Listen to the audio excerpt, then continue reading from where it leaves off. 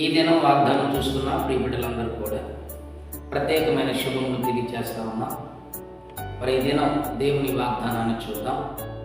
పరిశుద్ధ బైబిల్ గ్రంథంలో నుంచి న్యాయాధిపతులు గ్రంథము 9వ అధ్యాయము 7వ వచనం. అది యోతామునకు తెలియబడినప్పుడు అతడు పోయి గెరిజీము కొండ కోపున నిలిచి ఎలుగెత్తి పిలిచి వారితో ఇట్లని, షెకెము యజమానులారా, మీరు నా మాట వినని ఎడల దేవుడు మీ మాట వినడు. ఈ వాగ్దానంలో మనకు తెలియచేయబడుతున్న మాట, మీరు నా మాట వినని ఎడల నేను మీ మాట వింటాను అని ఇక్కడ తెలియచేయడం జరిగింది. ఎందుకంటే మీరు ఎప్పుడైతే దేవుని మాట వింటారో, షెకెము యజమానులారా అని చెప్తూ ఇక్కడ ఒక విషయాన్ని ప్రస్తావించడం జరిగింది. వీళ్ళు ఈ యజమానులతో తెలియజేస్తున్నటువంటి మాట, మీరు నా మాట విని ఎడల దేవుడు మీ మాట వింటాడు. ఈరోజు దయచేసి గమనించాలి, ఇక్కడ మరి దేవుడు మీ మాట వినాలి అంటే మీరు మొదటిగా ఇక్కడ ఉన్నటువంటి దేవుని మాట వినాలి, సేవకుల మాట వినాలి, మరి దేవుడు చెప్పినట్టుగా నడుచుకోవాలి. అప్పుడే దేవుడు మీ మాట వింటాడు. దేవునికి అనుగుణంగా ఎవరైతే నడవరో, దేవుడు చెప్పిన మాట ఎవరైతే వినరో, దేవుడు వారి మాట కూడా వినడు. దేవుని మాటలు, దేవుని ఆజ్ఞలు, దేవుడు చెప్పినట్టుగా ఎవరైతే నడుచుకుంటారో దేవుడు వారి మాట కూడా వింటాడు. దేవుని పని ఎవరైతే చేస్తారో నేను వారి పని నేను చేస్తానని చెప్పాడు. కాబట్టి ప్రియ సహోదరి సహోదరుడు, మనము ఆయన పని చేయాలి, దేవుడు మన మాట వినాలి అంటే మనము ఆయన చెప్పినట్టుగా ఆయన ఆజ్ఞల ప్రకారంగా మనం నడవాలి. ఈ వాగ్దానం చూస్తున్న ప్రతి ఒక్కరూ ఇప్పటి వరకు దేవుడు మీ మాట ఒకవేళ వినకపోతే ఇక్కడ తెలియచేస్తా ఉన్నాడు.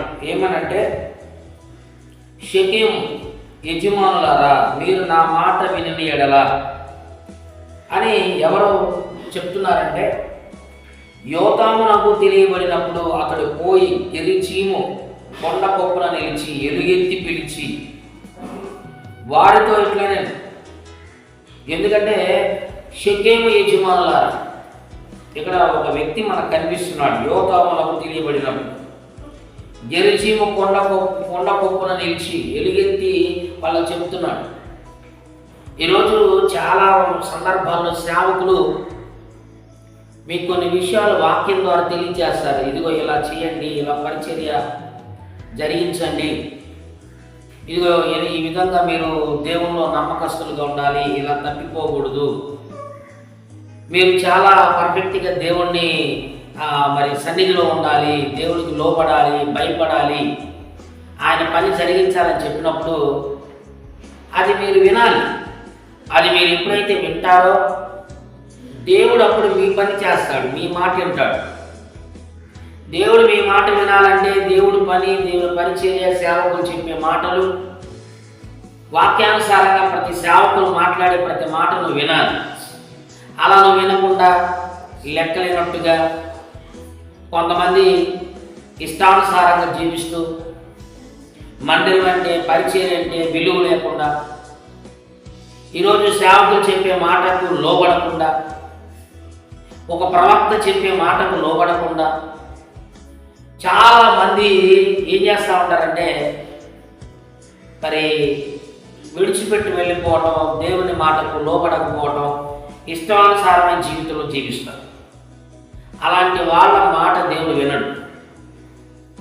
దేవునికి అనుగుణముగా దేవుని పరిచర్య చేస్తున్నటువంటి దైవజనులు దేవుని పనిలో నువ్వు మంచిగా వింటూ నమ్మకంగా నడుస్తూ ఉన్నప్పుడు యెహోషువ మరి మోషే దగ్గర నడిపిస్తున్నప్పుడు చక్కగా విన్నాడు. ఇప్పుడు యెహోషువ ప్రార్థన, యెహోషువ చేస్తున్న ప్రతి పనిలో దేవుడు ఆయన మాట వింటున్నాడు. ఆయన ప్రార్థించగానే ముందుకు కొనసాగే విధంగా నేను నీకు తోడుగా ఉన్నానని తెలియజేస్తా ఉన్నాడు. కాబట్టి ఈరోజు ఈ వాగ్దానంలో గుర్తించవలసిన విషయం ఏంటంటే, దైవజనుల మాట వినండి. దేవుడు చెప్పిన బైబిల్లో ఆజ్ఞలను, దేవుని మాటలను చక్కగా మీరు పాటించండి. దేవుడు మీ మాట కూడా విని మీకు కావాల్సినవన్నీ దేవుడు ఇస్తున్నాడు. ప్రార్థన చేసు. పరిశుద్ధుడు, జీవం కలిగిన తండ్రి, నీ నామాన్ని బట్టి ప్రార్థిస్తా ఉన్నాం. దయ కలిగిన దేవా, కృప కలిగిన దేవా, ఈ వాగ్దానం చూస్తున్న బిడ్డలందరూ దీవించబడునుగా. ఆశీర్వదించండి, అభివృద్ధి చేయండి. రోగాలు, సమస్యలు, ఆర్థిక ఇబ్బందులు, కోర్టు సమస్యలు, మానసికమైన ఇబ్బందులు కలిగి ఉన్నటువంటి ప్రతి ఒక్కరికి విడుదల, స్వస్థత, మేలుకరమైనటువంటి ఆశీర్వాదకరముగా వారిని చేయండి. దిన దీవెనతో నింపండి. ఈ దినం వాగ్దానం చూస్తున్న, షేర్ చేస్తున్న, కామెంట్ చేస్తున్న ప్రతి కుటుంబాన్ని బ్లెస్ చేయమని, సమస్యల నుంచి, ఇబ్బందుల నుంచి వారిని విడుదల చేయమని, వారికి ఉన్న ఉద్యోగ, వ్యాపారం, ఉద్యోగ సమస్యలు, గర్భఫల సమస్యలు, ఏది అవసరతలు ఉన్నా వారికి మేలు జరిగించి దీవించి బ్లెస్ చేయమని యేసు నామమున అడుగుచున్నాం తండ్రి, ఆమేన్. దయచేసి ఈ వాగ్దానాన్ని అందరికీ షేర్ చేయండి, కామెంట్ చేయండి, సబ్స్క్రైబ్ చేయండి, లైక్ చేయండి. అనేక మందికి పంపించి మీరు కూడా దీవెన పొందుకుంటూ దేవుని ప్రతి ఒక్కరూ దేవుని మాట వింటూ నడవాలని తెలియజేస్తూ మీ గాడ్ బ్లెస్ యు. ఆమేన్.